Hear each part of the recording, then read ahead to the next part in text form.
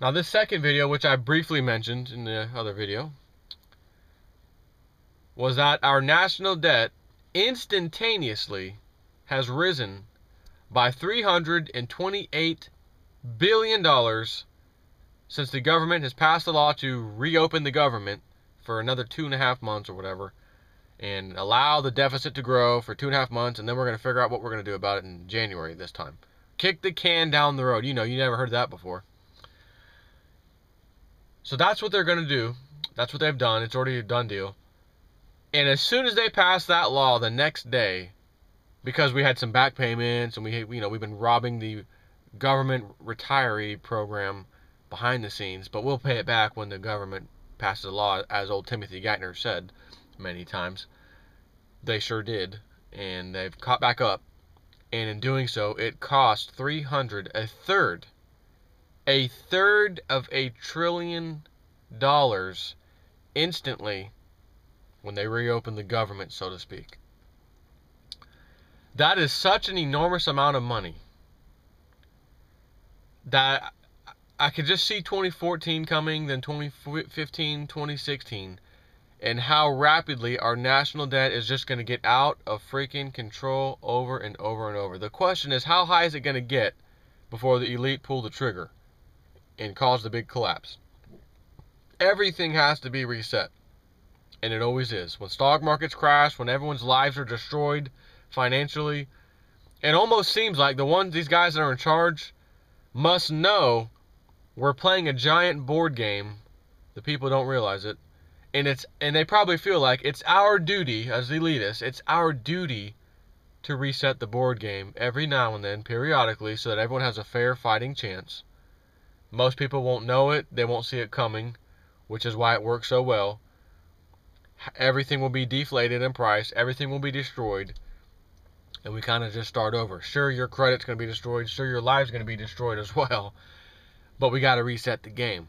See, at least when you play a real board game like Monopoly or something, you're all aware you're playing a board game. You all have the same way of winning. There's no one guy or elite group in charge of the game. It's a fair game, and once someone wins it, you start over. That's what back in the day they called Jubilee. Let's give a day of Jubilee where all debts, everything's erased, and we start over. How that got to where we don't do that ever anymore is beyond me. I don't know the answer to that. But I can tell you it has to do with bankers for sure, the banking elite, because they don't want to have to write off all that debt that's owed to them. They've been working so hard to get all that money owed to them in the first place. And then when it crashed because they gambled on Wall Street and lost, we bailed them out anyways through the Federal Reserve, and they gave them a ton of cash to start gambling again. That we have to pay through our taxes, income taxes specifically. So our nation is massively in debt. It's going to continue to get in debt. It doesn't matter who the next president is. It doesn't matter who the next congressman is, a senator. None of it matters. They're all on the same team. They're all going to promise you the same thing. So you say, well, this guy's for everything I stand for, so I'm going to vote for him. And I'm going to say, hey, bozo, didn't you say that last time? And the time before that? And the time before that? And the time before? Matter of fact, ever since you've been voting? Well, yeah. Then why hasn't anything gotten better?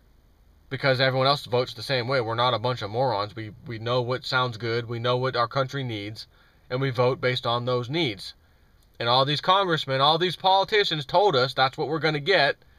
And when they get in office, we just can't seem to remove them. Very few states have laws to where you can remove them. Nothing changes. They lied through their teeth. And this is your new congressman who's now passing laws for his own agenda to fill his own back pockets, his or her own back pockets.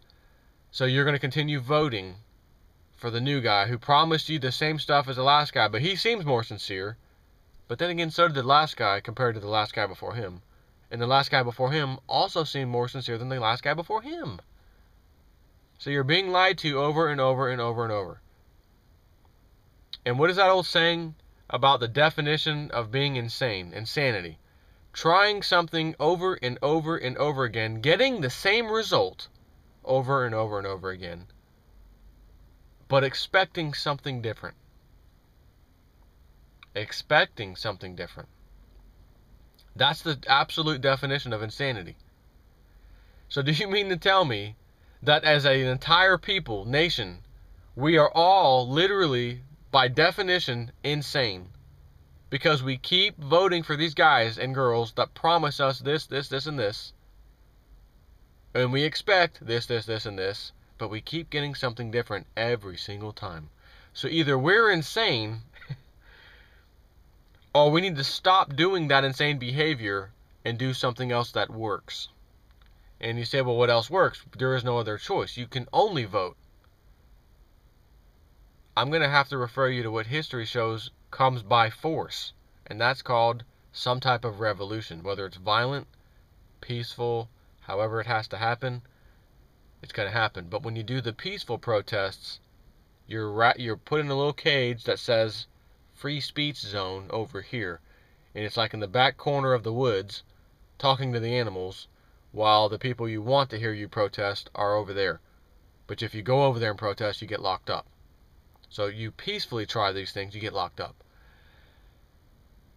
When you get violent, and massive amounts of people get violent where they overwhelm the system, that's when the change comes. And that is when what history shows us has always occurred in order to bring the change that was needed. Do I want that to happen? No. Do I want to see all this violence in my country? Absolutely not. But what history says comes doesn't really give a crap what I want or what you want. It's pretty much telling you this is how it's fixing to go down. Here's the history book. If you want to read many, many cases of when it happened, how it happened, and why it happened, your country's going to do the same thing. Prepare for it. So in preparation so that you don't have to get so pissed off to be out there in the streets doing that, stockpile precious metals. Because you can live comfortably when all this crap happens. When precious metals prices skyrocket during that crisis. And you don't have to get involved. Now you may want to get involved anyway because you want that type of change to come. But that's your business, not mine. Take care.